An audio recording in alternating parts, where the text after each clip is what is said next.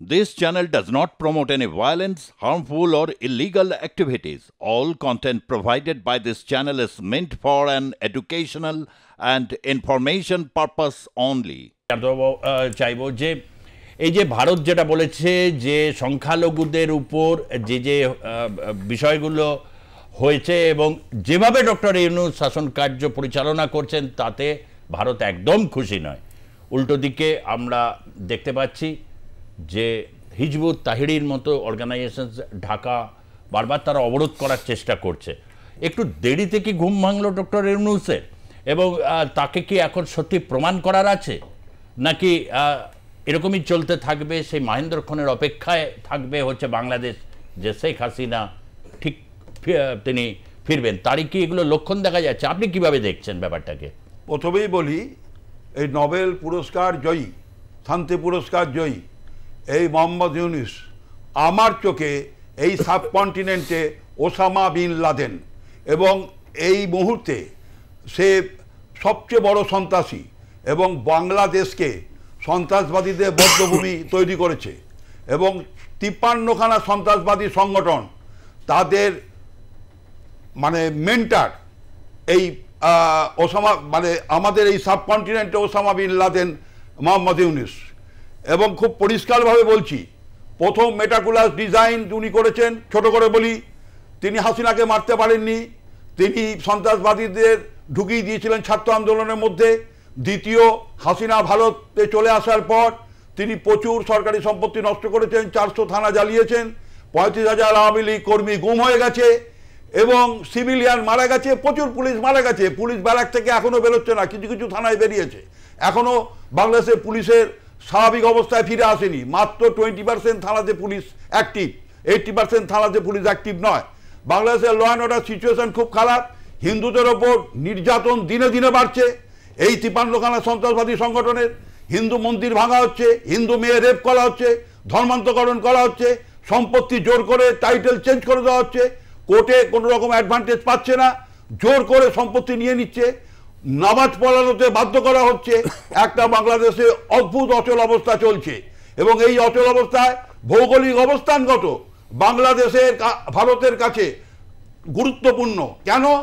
আমাদের উত্তর পূর্বাঞ্চল, আসাম, ত্রিপুরা এবং ওয়েস্ট বেঙ্গলে 4095 কিলোমিটার বর্ডার। এই বর্ডারের মধ্যে দিয়ে বাংলাদেশ যদি একটা সিরিয়ার মতন ক্রিমিনালদের বদ্ধভূমি হয়, তাহলে ভারতের, বিশেষ করে পশ্চিম পাকিস্তানের যে আমাদের আরও আদার যে আছে যে বর্ডার, তার সঙ্গে 4095 কিলোমিটার, মানে ভারতবর্ষের পক্ষে এই পাকিস্তানের বাংলাদেশের জন্য আমাদের খুব চিন্তার ব্যাপার আছে। ভারতের ডিফেন্স সিস্টেম খুব হাই।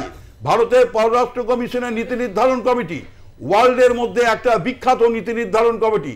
ভারতের রাজনৈতিক নেতারা ফরেন পলিসি নিয়ন্ত্রণ করে না, ভারতবর্ষের ফরেন পলিসি নিয়ন্ত্রণ করে আইএফএস, দুধে আইএফএস অফিসাররা। এবং যেভাবে ভারত আজকের এই সাবকন্টিনেন্টে সুন্দরভাবে খেলছে, আগামী দিন মোহাম্মদ ইউনূসকে ল্যান্ডলাইন বর্ডার, আপনাকে বলে দিচ্ছি, সিপোর্ট, এয়ারপোর্ট এবং আমাদের কোস্টগার্ড, কোনো দিক দিয়ে পালাবার জায়গা নেই। হাসিনা তো ভারতবর্ষ সময়ের অপেক্ষা। অলরেডি সেনাপ্রধানের সঙ্গে আমাদের সরকারের কথা চলছে। রাষ্ট্রপতি his Excellency president of Bangladesh, তিনি মেন প্লেয়ার, তিনি খেলছেন, তিনি 3 বাহিনীর প্রধান, পদাধিকার বলে তিনি সুন্দরভাবে ওয়াকারুজ্জামানকে নিয়ে সুন্দরভাবে খেলছেন। ভারতের সঙ্গে তার প্রত্যক্ষ যোগাযোগ আছে। ওয়াকারুজ্জামানের প্রসঙ্গটা যখন এলোই, আপনি নিশ্চয়ই এই নিয়ে এপিসোড এখানেও আমরা এই বিষয়ে বিস্তৃত চর্চা করেছি। ভলকার ট্যুর, সেও বিবিসি তাকেও মানে সাক্ষাৎকার নিয়েছে। ভলকার ট্যুর কিন্তু পরিষ্কার হয়েছে যে তার রিপোর্টে এটাও যেমন দেখা গেছে যে শেখ হাসিনায় গুলি চালানোর নির্দেশ দিয়েছে, তিনি করেছেন, এটাও যেমন মেনশন করেনি, কিন্তু ব্যাপক গুলিগোলা চলেছে, আইন শৃঙ্খলার অবনতি হয়েছে। তবে যেটা হচ্ছে, তিনি যেটা মারাত্মক কথা যেটা বলছেন যে সেনাবাহিনীকে তার বলেই রেখেছিল যে ছাত্র জনতার উপর গুলি চললে কিন্তু শান্তিরক্ষী বাহিনীতে বাংলাদেশ আর স্থান পাবে না। এবং এই যে জায়গাটা, অর্থাৎ কোথাও একটা জায়গায় রাষ্ট্রপতি, মানে ভলকার ট্যুরের সাথে শোনা যায় ডক্টর ইউনূসের খুবই ভালো সম্পর্ক।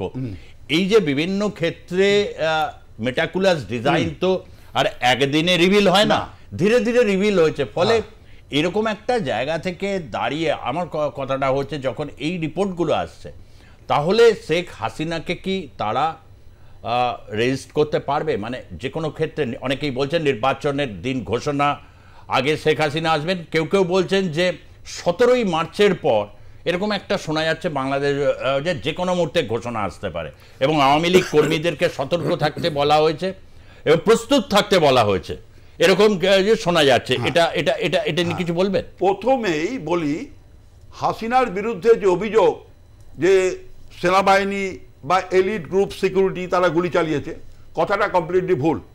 প্রথম কথা হচ্ছে সাকাওয়াত এই সরকারে তিনি যখন বলেছেন গুলির খোল পাওয়া গেছে, এই গুলির খোল কোন পুলিশ এবং সেনাবাহিনী ব্যবহার করে না, সঙ্গে সঙ্গে সাকাওয়াতকে সরিয়ে দেওয়া হয়েছে। এটা থেকে প্রমাণ যে হাসিনার পুলিশ এবং সামরিক বাহিনীর সেনাবাহিনী গুলি চালায়নি, গুলি চালিয়েছে ওই সন্ত্রাসবাদী দুষ্কৃতীরা যারা ছাত্র আন্দোলনের ভেতরে ঢুকেছিল, তারাই গুলি চালিয়েছে। ছবিগুলো যে দেখলাম সেগুলো রতনদা কি ছবি? এই ছবিগুলো যে ছবি আপনাকে তো আপনাকে সন্ত্রাসবাদী বানিয়ে দেবো। আপনাকে আপনি যদি বলেন আপনি গুলি চালাচ্ছেন, কি বলেন একটা শিক্ষিত লোক হয়ে, আর্টিফিশিয়াল ইন্টেলিজেন্স দাদা, আর্টিফিশিয়াল ইন্টেলিজেন্স দেখাচ্ছে মোহনবাগান ম্যানচেস্টার ইউনাইটেডের খেলা হচ্ছে, পুরো খেলা দেখাচ্ছে 90 মিনিট 4-1 গোলে ম্যানচেস্টার ইউনাইটেড কে হারিয়ে দিল। আপনার ধারণা আর্টিফিশিয়াল ইন্টেলিজেন্স রাষ্ট্রশক্তি করে গুলি চালায়নি? শোনো, রাষ্ট্রযন্ত্রের কোনো ভূমিকা নেই, এআইতে সব সম্ভব। না না ঠিক আছে রতনদা, এআইতে অনেক কিছু সম্ভব, পুরোটা সম্ভব কিনা আমি বিষয়টা তা নয়। আপনি যে গুলির কথাটা বলছেন এটা যেমন একটা দিক থেকে এটা উঠেছে, সাখাওয়াত বলছে না, ভলকার তুর্কের রিপোর্টে আছে রাষ্ট্রপুঞ্জের রিপোর্ট, আপনি সাখাওয়াত নিয়ে পড়ে আছেন কেন? সাখাওয়াত তো বলেছেন তাকে সরিয়ে দেওয়া হয়েছে, তখনই তো পরিষ্কার হয়ে গেছে। সত্য কথা বললে সরে যেতে হবে, আমার কথা সেটা নয়।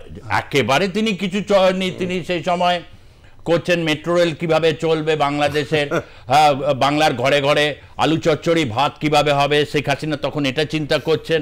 ব্যাপারটা এতটাও তা নয়, তিনি ওটা হচ্ছেন। কিন্তু এই যে ডিজাইন, যেখানে সেনাবাহিনী ব্যাপারে বলা এই রিপোর্ট আসছে, তখন তো বুঝতেই হবে যে শেখ হাসিনার কিছু করারই ছিল না, তাকে চলে আসা ছাড়া।